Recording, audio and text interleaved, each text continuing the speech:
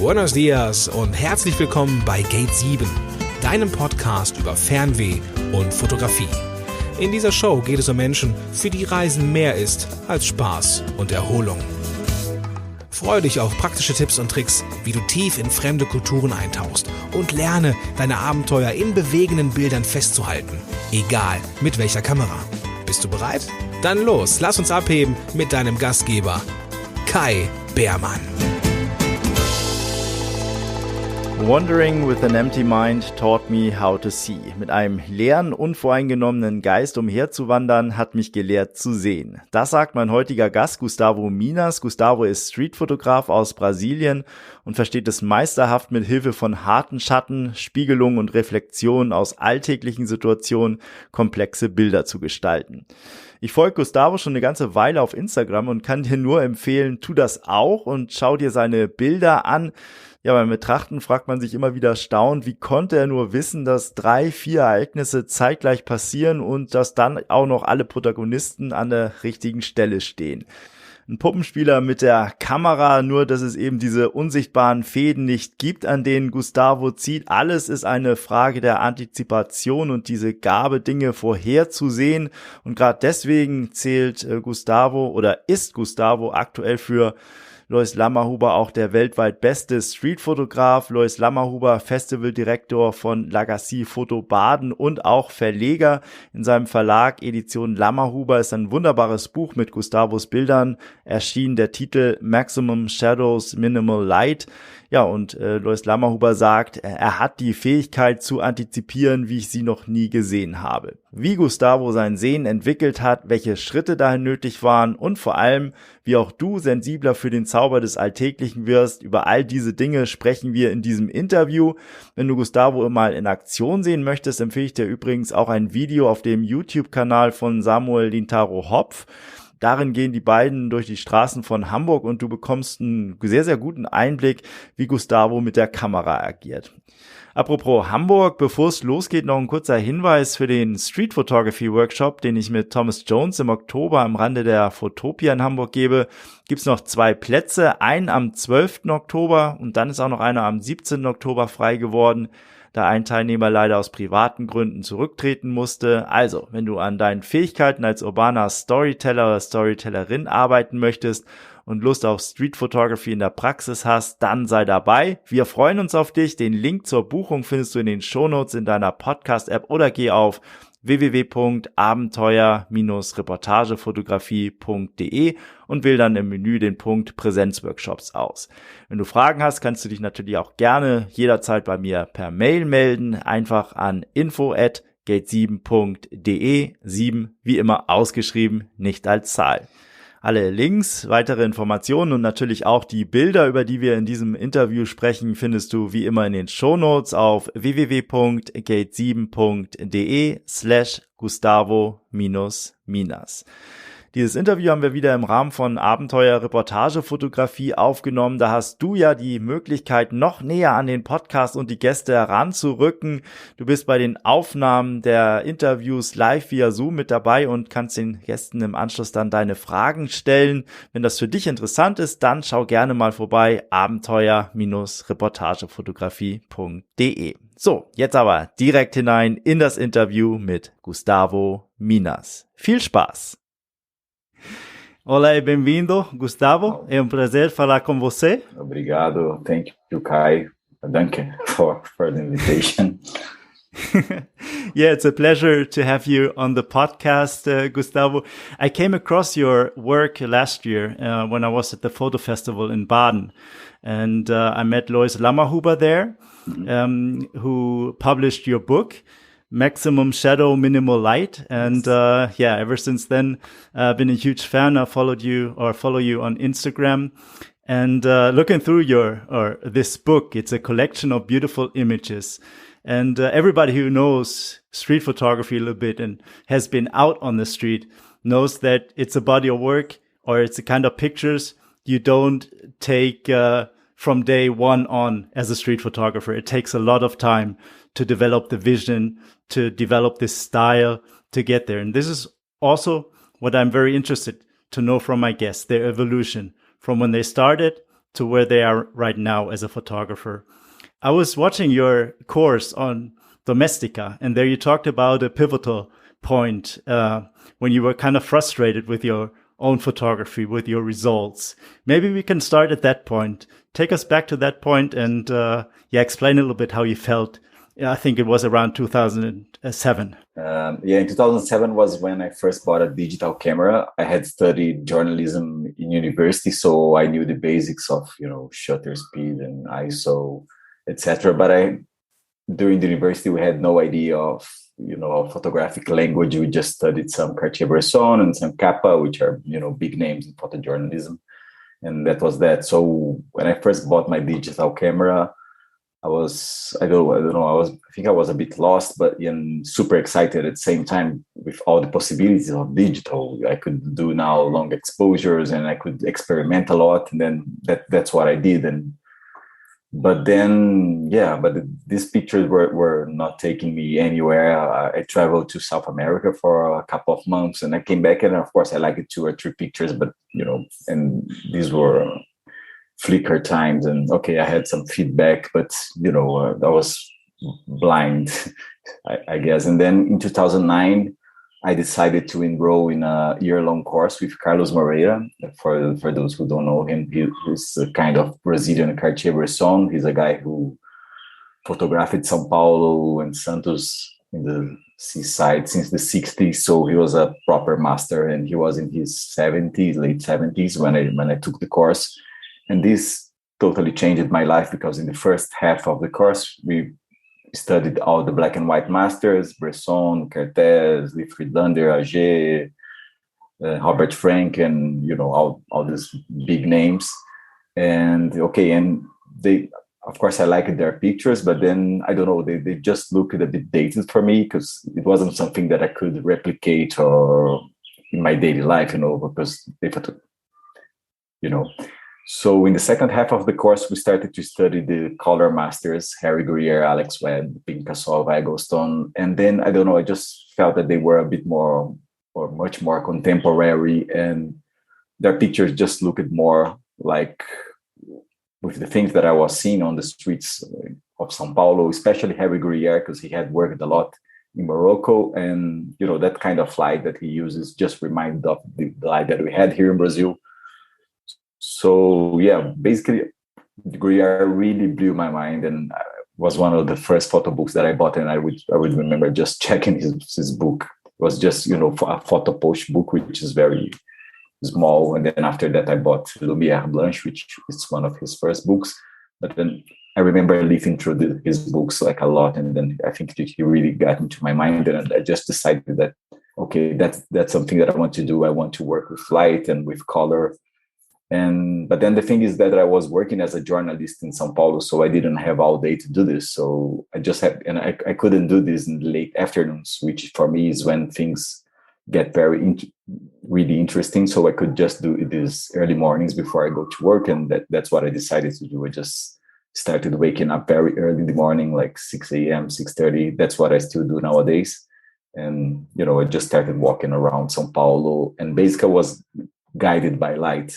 I didn't know where I was going, but if I saw some light on the corner, I would just turn that corner, and then if the next light would take me there, to the left or to the right. And then that São Paulo was a new city for me as well, so this was a way of discovering the city. And so light was my first passion in photography. And of course, after some years, I discovered the power of reflections, especially when I moved to Brasilia and started working at the bus station here, which has a lot of buses and snack bars. And so they just, I don't know. And then, and of course, after Gruyer, I just started, I guess, incorporating more influences into my work and studying other photographers. And I think I'm a mix of all of them, of the photographers that I like, of movie makers that I like, with all my surroundings and my background. And I think that's it. I don't think there's a secret formula to find your own style. I think you have to photograph a lot. And I was very,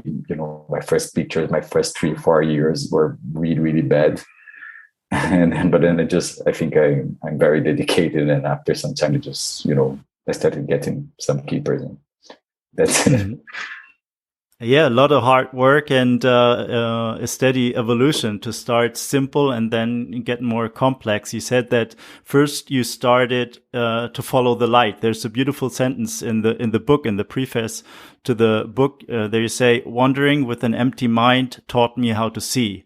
So that means you went out on the streets with no preconceived idea of what you wanted to photograph. Exactly. Yeah, I was very, I don't know, I was working as a journalist in a daily newspaper, so I wasn't after, big facts or protests or manifestations or things like that. I was trying to escape from journalism, actually. So I was looking more for poetry, for lyric moments, for things that were beautiful, that caught me attention in any way. So yeah, light was the thing that attracted me most, and then colors, of course. And yeah, and one of the beautiful things about street photography for me is that if you go out with looking for something, you tend to see just that thing that you're looking for. But if you're not looking for anything specific, your mind is more open, then you end up seeing things that you weren't expecting, and then expected things in the end of the day that are the most special for me. Yeah.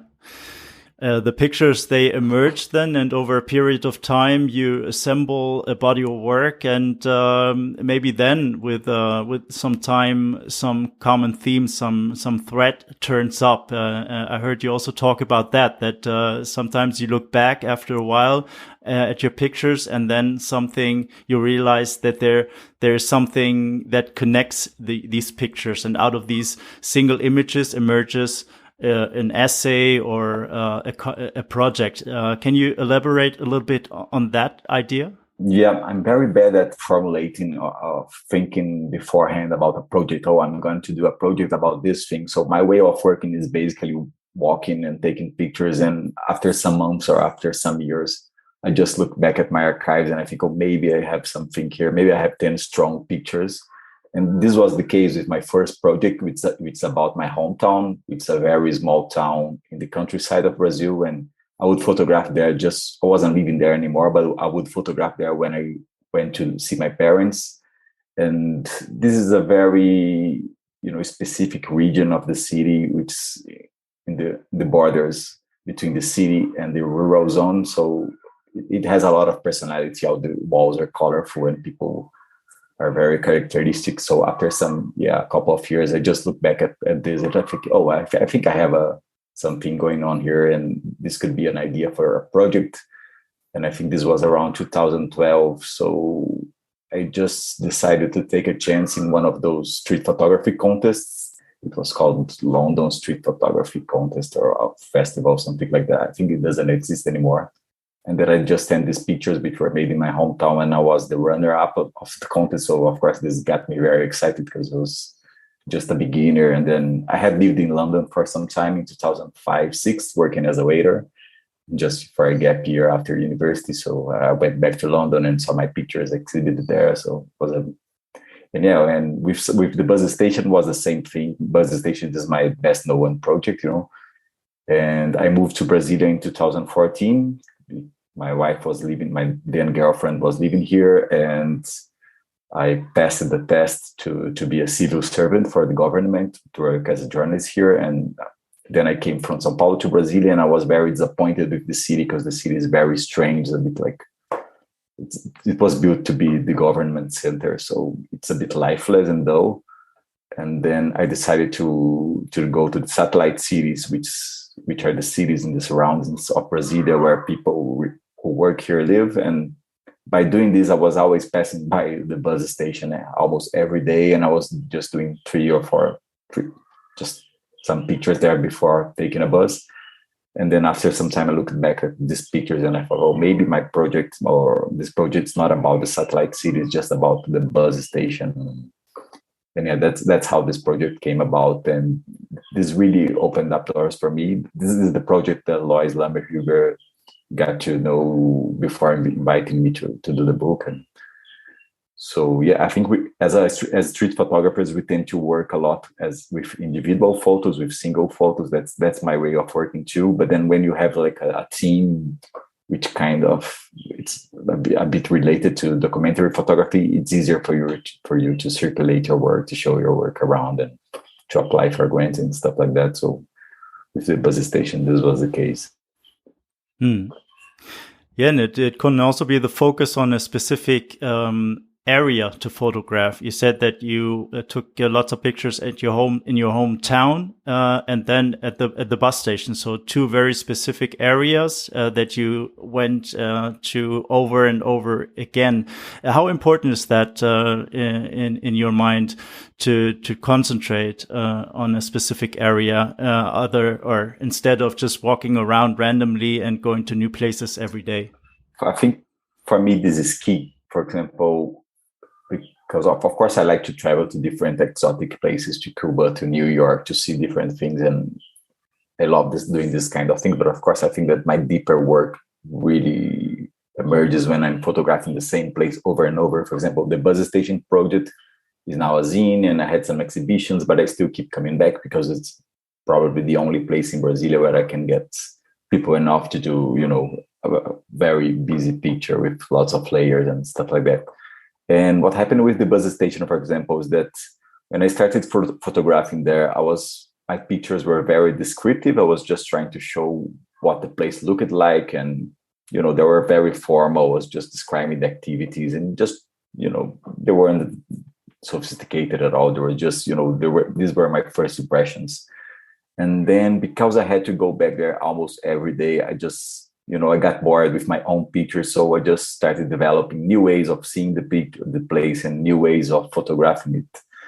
And this is specific, and the reflections were the thing that I found to represent the place in a more complex way, I think. Because one day I was getting to the bus station, and I tried to photograph this bus driver leaving the station with the bus, and when I tried to photograph him, when I got home, I realized that reflected on the glass of the bus, I could see a lot of passengers who were in the upper platform of the bus station, and this just gave me an eureka thing, something like this.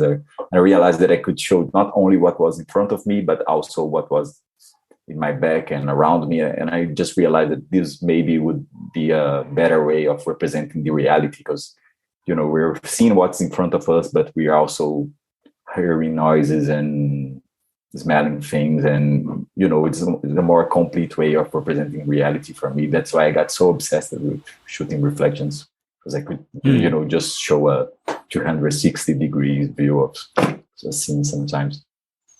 Yeah. Oh. So slowly developing this style that is typical for you now, the use of light, harsh shadows and reflections, and very complex layered compositions. Gustavo, I prepared a presentation so we can look at some of your pictures from the book, and maybe it's also easier to talk about it then if we have something that you already just mentioned from the buses. So I share my screen, and hopefully this works. So this is the book Maximum Shadow, Minimal Light. It was published in Edition Lammerhuber, a publishing house in Austria. Gustavo, how was that when you were approached by Lois and he proposed to make a book? I couldn't believe it at first, because nowadays everyone is paying a lot of money to make their books, and something that was a dream for me to have a book published, but it was something that I was planning to do in 10 years when I would gather some money, sell a car to do it. And then Lois wrote me, I want to publish a book with your pictures. And I was, wow, is this real? And I was really suspicious in the beginning. And then we were talking, and then I finally bought the tickets to go to Austria. And then I started, no, now this is going to happen. And then in 2007, I went to Baden, where the publisher is. And then I just took 900 pictures with me. And then I sat along with Lois, and we first looked at all 900 pictures, and we started by giving them 1 star.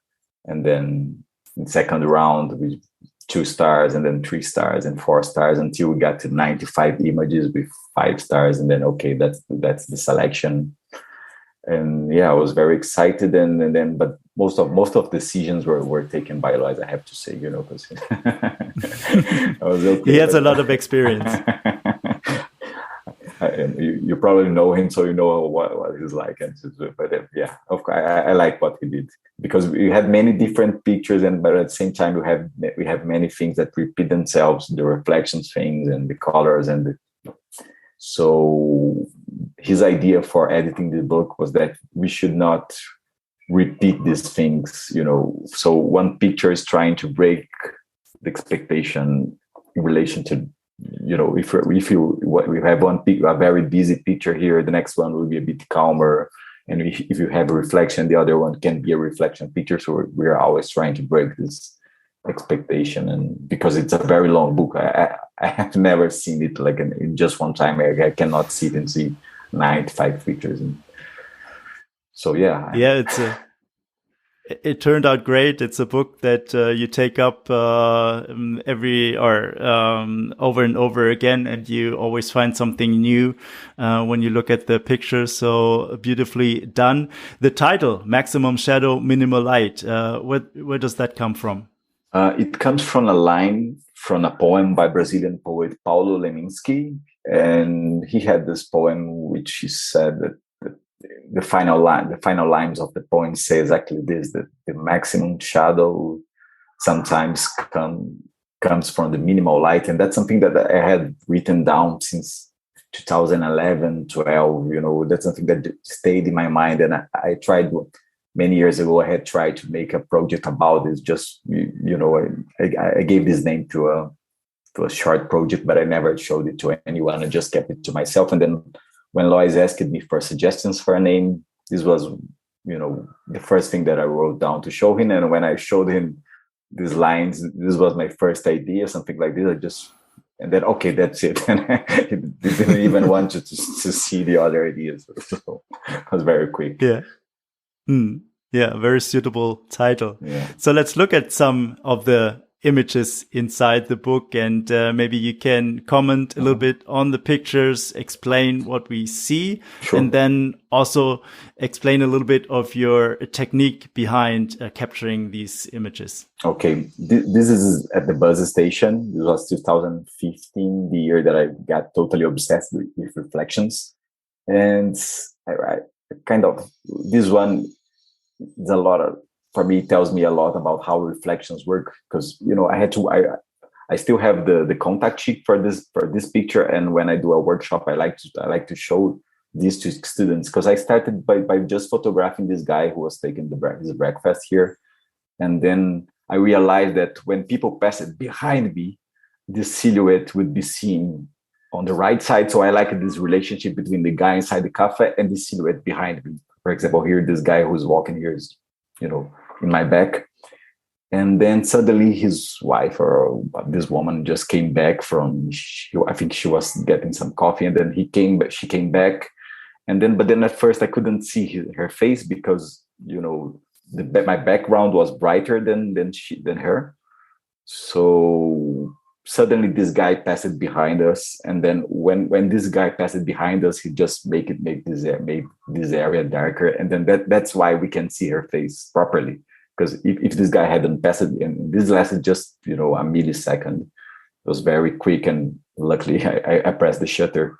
So this kind of relationship between what's inside and what's outside, and these things that come and disappear very quickly, this got me really obsessed with reflections. And yeah, that's one of my luckiest ones, I think.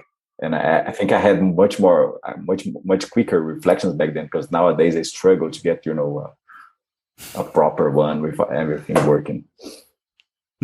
Yeah, amazing pictures, this inside look into a cafe, and then incorporating the reflections and taking the outside in as well in this composition. And I liked how you explained it, that you first were drawn by this man, and all the other elements later fell into place and added up, and it got more and more complex, and slowly you realized what potential there still is in the images, what kind of possibilities might show up depending on from what directions people walk into the frame. And it's a great shot. Yeah, Alex Webb says something interesting about it. He says that you have to smell the possibility, and I think this is the case here. Just I felt that something could happen, but I wasn't sure at all about all this thing. The woman coming back and then the silhouette behind me. I just had this, this time. I just could smell some possibility, but I could never figure out beforehand what could happen, and that's what's so exciting for me about street photography. Yeah. It's this is a question I also had for you. I mean, there's a million things that you can point your camera at. You also started with travel photography, with macro photography, portrait photography, all the different genres, but you stuck with street photography. What is it about urban life that is so exciting to you? Well, I think, I don't know, maybe the fact that I come from a very small town where nothing happened, in which I was a bored teenager. And then when I moved first to London, then to São Paulo, then to the place where I went to do university, I just, I'm this small town guy who got very excited about seeing crowds of people, and so this is one thing that attracts me a lot. And I don't know, I like watching people, and I like how people relate to the urban spaces. And for me, I really love that Winogrand quote that says that life is a theater that he doesn't have to pay the ticket for, something like this. And I really see life in big cities like this, like at a city that I don't have to pay tickets for. I just go around and watch. And I don't know, I if it's sunny outside, I really cannot stay home. I don't feel at rest at home, even if I'm tired. So I feel pressure to go out and see things, because I'm always feeling that I'm missing something in the world if I'm staying home for too long. So I think basically that's it. And of course, the possibility of making nice images is interesting. And I really love when the sun sets and I can finally stop for a beer and just rest. And it's a way of making my life a bit less boring, because I still work 7-8 hours a day as a journalist, and so I need to do something just to please myself at the end of the day, even if for just a couple of hours. To counterbalance, and even if you come home with not a keeper, it's always great to practice, go for a walk, take in some fresh air, and just observe life on the streets. Yeah, otherwise I would just be going from home to work home, and I need this break. In this image, you stood very close to your characters here. You stood just right by the window. And how do you deal with that, with this proximity to your subjects, and go unnoticed, or so that they don't react in a way that disturbs the composition?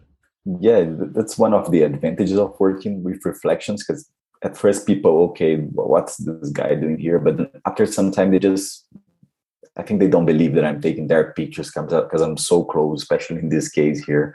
Unfortunately, this cafe doesn't exist anymore in this way, so I cannot do this pictures like these at the bus station. But then, I don't know, I don't try to be invisible, because I don't believe in this. If I'm raising the camera to my face, I don't think that people won't notice me. Now and then I try to, just keep the camera in front of my belly and just lifting the LCD screen to do, a more stolen picture. But now I'm okay with being noticed. And after some time, people, tend to forget about me most of the cases. In many cases, it's just, okay, this guy is taking pictures there.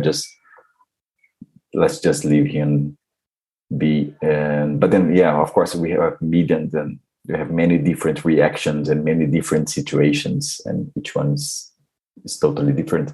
Sometimes I want to work a scene And then if I see someone that's disturbed by me, I just come and say, okay, I'm doing street photography, and I try to explain what I'm doing. So this person who has to be there, he'll be comfortable with me. And so there are many different strategies that I use that I'm totally, I think I developed them over the years. Yeah.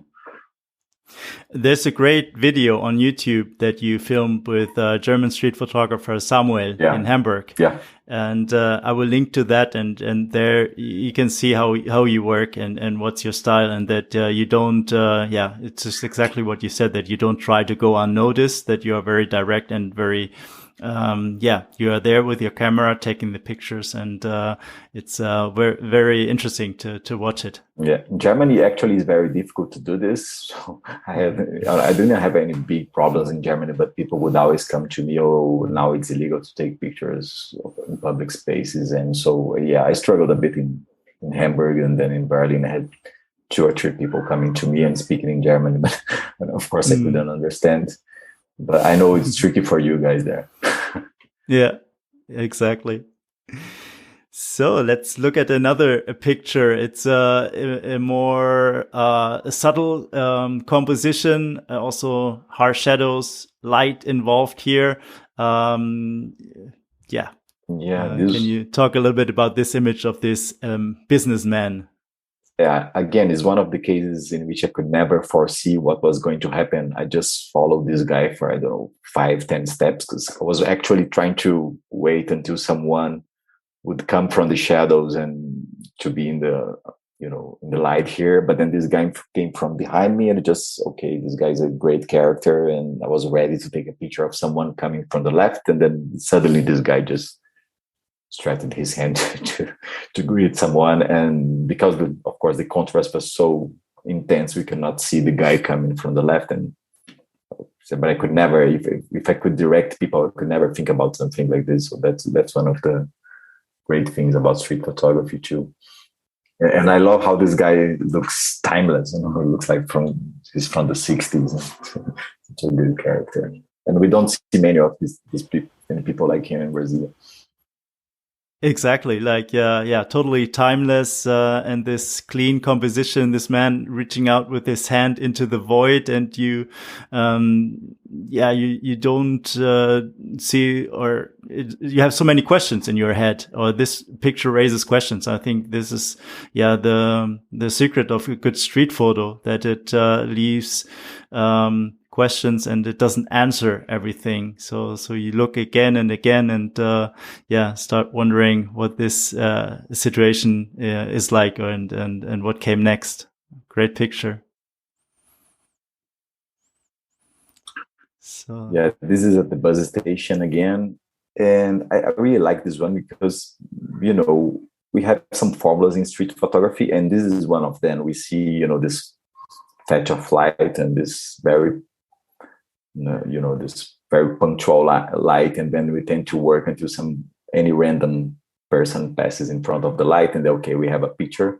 But in this case, I think this kind of picture, to be successful, you have to have a great character, someone that speaks to you, and then makes the picture not only a graphic situation, but it takes it to another level. And when I got home and then I saw this woman's face, for me, she was very representative of the people at the bus station. They're working all day, and then they're coming home in the end of the afternoon, and she looks so tired and a bit sweaty. So she was, for me, a symbol of many different people who I see every day at the bus station. So for me, this is not just a graphic situation. It's also, of course, the composition for me works very nicely with all these people here on top, and the blue against the orange, but then it's a lot about her expression and how, the drama that she brings to the picture. Beautiful situation in itself, but with the right character, that's just the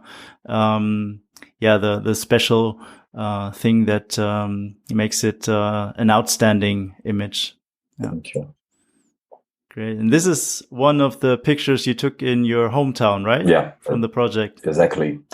So in my hometown, in this neighborhood that I like to work, we have basically 3 or 4 streets with this. All houses are very similar to each other.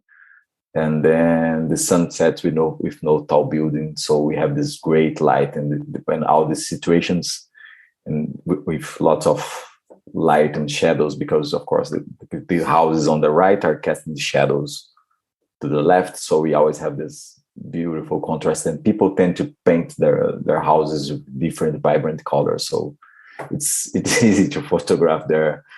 And it's all about, trying to find the right characters and to photograph them under the great light. And it's not very difficult to do this because you have these characters coming into the light and we have some silhouettes. And of course, this car adds a lot. And I really like all this shine here. This is one of my favorites of the series.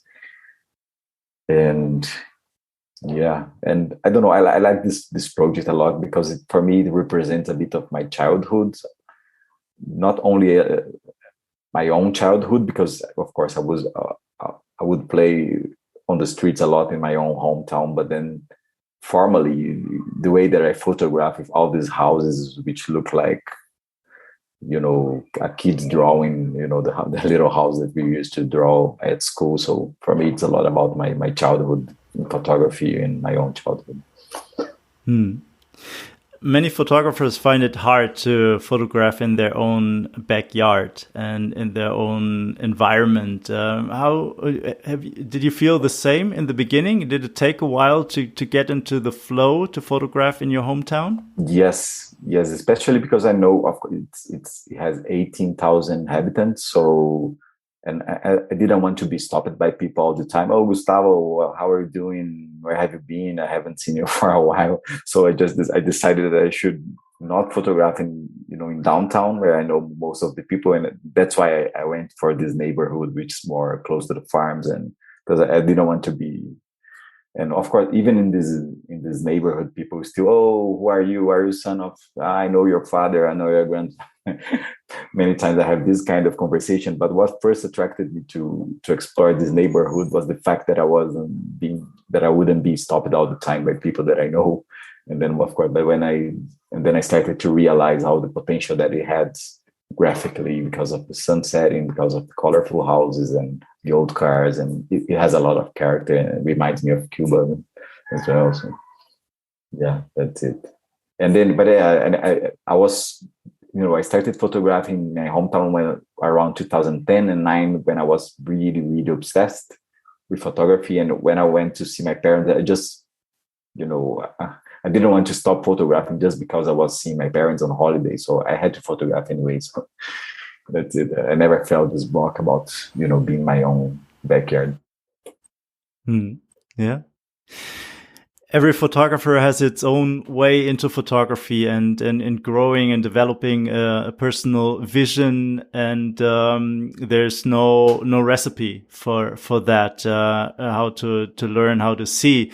You teach workshops, and there are some online courses where you give away what you've learned so far on the streets. What is it that you think that you can teach in street photography, and what are some aspects that are impossible to teach and that everybody has to find out on their own?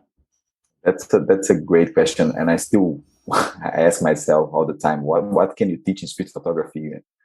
And I think that we can basically, more than teach, I think we can inspire people to see the world with their own eyes, something like this. And by showing your trajectory and how you started and how you develop your style by studying and by trying different things, I think I can actually inspire people more than teaching how to see or how to compose. And of course, I talk a lot about composition, and I talk a lot about how I work with light and shadows. And I think these technical aspects can be taught, and how I work with reflections. And I go very deep into it. And I say, okay, now I took a step to the right and I took a step to the left, so I could make this image come together. And I like to give very detailed explanations when I'm doing workshops and in my online courses, but of course, you cannot teach sensitivity or sensibility to the situations that one will find on the street. So this is something that cannot be taught. And I have my own references, my own influences, and each people reacts differently to other photographers or into the reality, I guess so. Yeah, I watched your first online course about street photography on Domestika. It's greatly done. It's I can really recommend it. It's in Portuguese, but with subtitles in English and in German. So you can also enjoy it if you don't speak Portuguese. And what I also like is you give lots of references. That what you mentioned is just like you can't teach someone to see, but you can give references and point out where to look. Yeah, I think references are very important because they basically teach you how to react differently in the situations that you find on the street. And I don't think that any photographer is creating something that's totally new or fresh. And probably the importance of showing references is that you just start incorporating these images in the back of your mind. And then when you see a situation, you don't know exactly where you saw it before, but you kind of know how to frame it, or, they just stay in the back of your mind, and you just start mixing them all together, and then you can with something that's more yours, or not totally new, but then it has your own season in your way of season, or of a bit of your way of seeing. Yeah. Well, thank you very much, Gustavo, for taking us on your journey to become the photographer that you are today. It was very interesting. And before we end this interview, we have some audience today here in Zoom. And I'd like to ask them if they also have some questions, something I forgot to ask, something they want to know. So this is your chance now to ask Gustavo some questions before he has to go. Ja, und an dieser Stelle ging es dann noch eine ganze Weile weiter mit den Teilnehmerinnen und Teilnehmern von Abenteuer Reportage Fotografie, unserem Online-Kurs für visuelles Storytelling. Gustavo hat sich viel Zeit genommen für die Fragen. Wenn auch du mit dabei sein möchtest, dann schau dir das Projekt mal genauer an. Abenteuer-reportagefotografie.de. Mehr von Gustavo gibt es in seinen Online-Kursen auf Domestika. Den Link findest du auch in den Shownotes zu dieser Episode. Vielen Dank fürs Zuhören und bis zum nächsten Mal. Dein Kai.